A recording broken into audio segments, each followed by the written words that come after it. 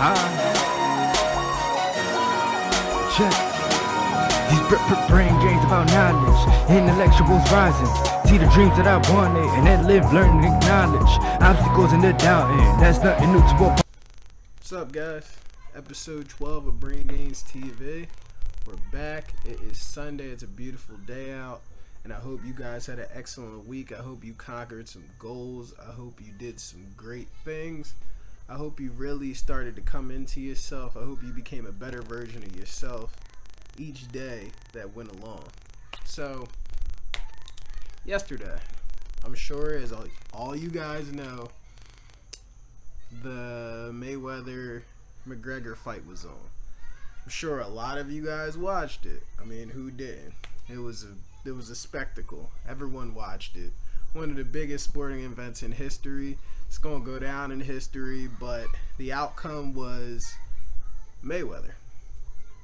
And throughout this week leading up to, the fight, a lot of people had some different opinions of what was going to happen.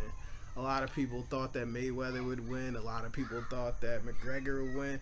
It was pretty even, honestly, in my opinion, from what I've heard from the people I asked and everything, from what I've seen.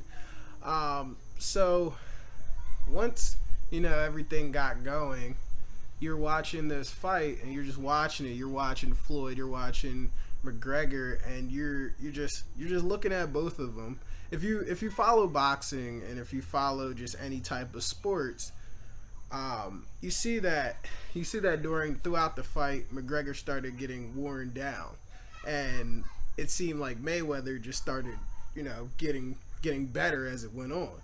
So they were opposite sides of the spectrum. One was trending up and one was trending down.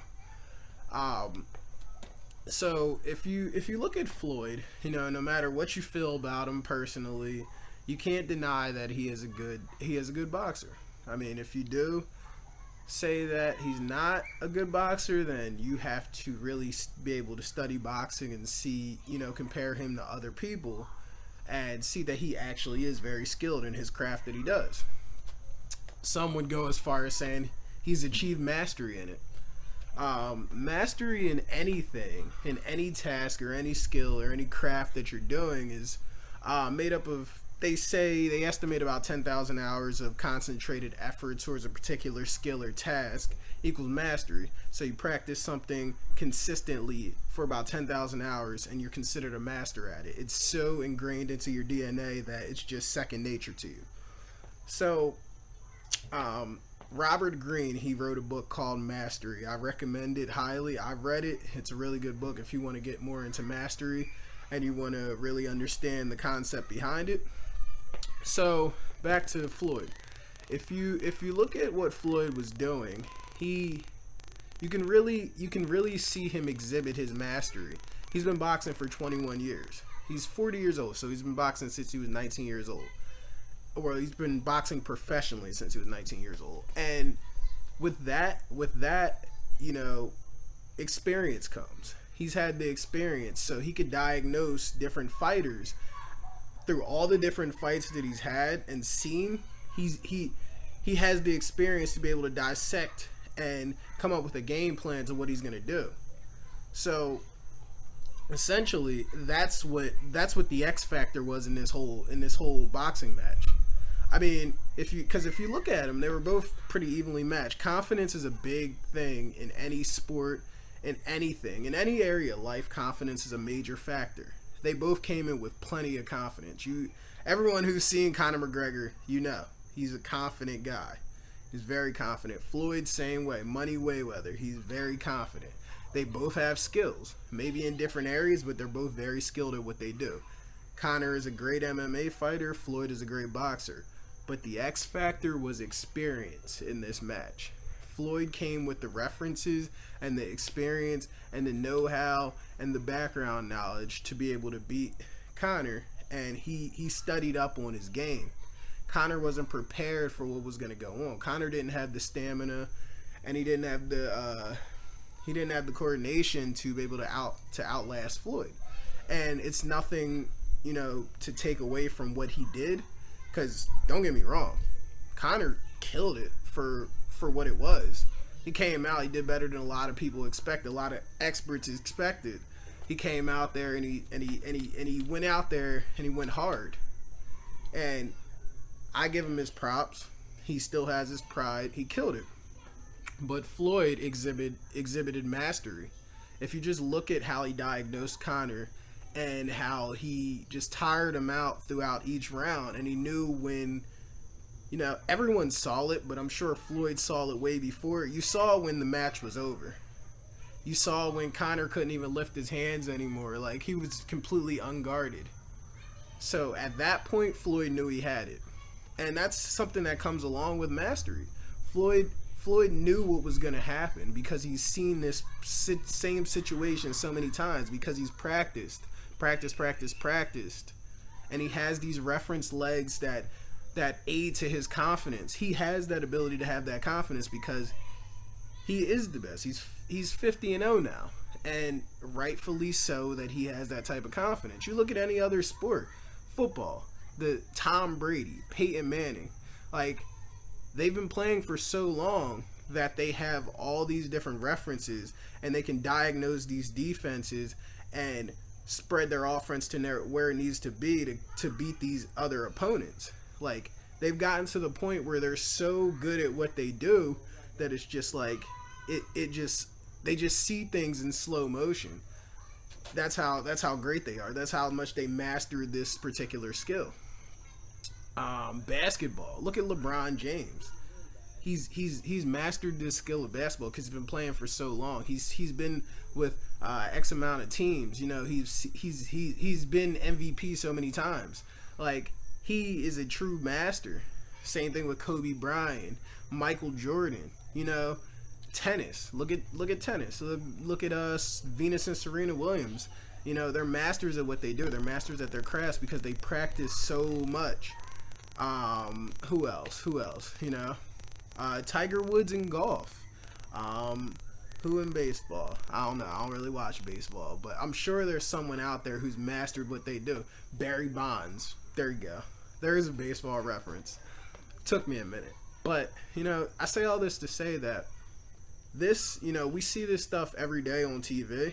These particular people, there's nothing that really separates them from us except that they've actually taken this concentrated time and effort and practice to put it towards a particular skill, and it's made them the best at what they do, or one of the best, the top of their field. What's stopping you from doing that? Nothing. All you have to do is have that concentrated effort. Me particularly, that's what I'm on the path to do right now. Everything that I'm trying to do right now in my life, I am putting concentrated focus and effort, precision-like focus, so I can become one of the best at what I'm doing. I want to be able to be at the top of my game. I want to be one of the top contenders in the sport of life. Like, it's a big thing, and you can translate that into different areas of your life, and that's the beauty of it. Mastery is not just in sports. It's not just in science. It's not just in, you know, it's not just in academics. It can be in any area of life. Anything that becomes second nature to you because you practice it so much that it's just automatic, that's when you know you've achieved mastery. 10,000 hours, the equivalent of 7 years. That's what it takes. Floyd, 21 years professionally fighting. He's mastered it 3 times. So if you think about it, 30,000 hours of practice compared to McGregor's first fight. And he put up a really good fight for going against Floyd for his first fight. But at the end of the day, the master won. And as simple as that. So that was a great fight. I loved it. I was hyped. I was watching it.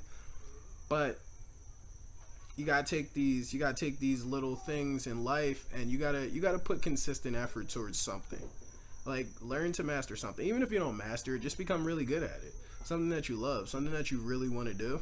You know, play basketball. Start out young, start playing basketball. Encourage your family, your younger siblings, your friends. Encourage them to, like, find something they really love to do and keep on practicing at it, and practice.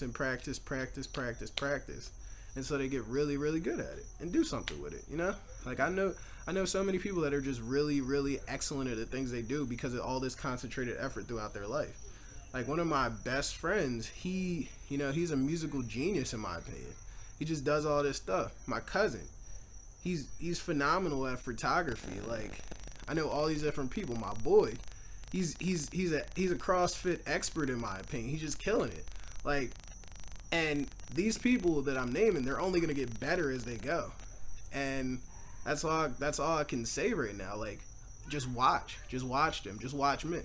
Like, we're all gonna get higher. All you have to do, pick one thing, concentrate on it, practice, master it. That's it. And this has been episode 12 of BrainGainz TV. And I love y'all. I hope that you guys have an excellent week. When I drop this, make sure you share it, you comment on it, you like it, subscribe, everything. Got that new Instagram I told y'all about, coaching_for_greatness. So make sure you follow me on Instagram, and I will see you guys next week. As always, implement, inspire, impact. Implement the things that you learn, implement mastery, inspire the people around you, and impact the world. You guys have a great week.